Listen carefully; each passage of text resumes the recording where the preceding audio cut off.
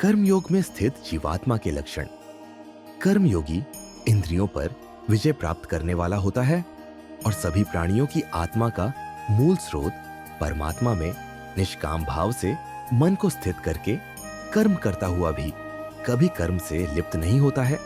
कर्मयोगी परम तत्व परमात्मा की अनुभूति करके दिव्य चेतना में स्थित होकर देखता हुआ, सुनता हुआ, स्पर्श करता हुआ, सूंघता हुआ, भोजन करता हुआ, चलता हुआ, सोता हुआ, श्वास लेता हुआ, इस प्रकार यही सोचता है कि मैं कुछ भी नहीं करता हूँ।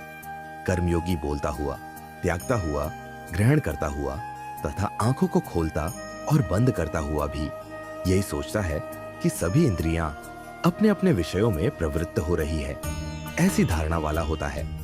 कर्मयोगी सभी कर्म फलों को परमात्मा को समर्पित करके निष्काम भाव से कर्म करता है तो उसको पाप कर्म कभी स्पर्श नहीं कर पाते हैं।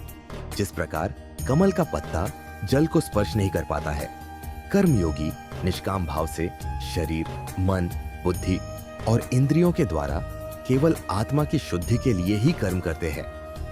कर्मयोगी सभी कर्म के फलों का त्याग करके परम शांति को प्राप्त होता है और जो योग में स्थित नहीं, वह कर्म फल को भोगने की इच्छा के कारण कर्म फल में आसक्त होकर बंध जाता है।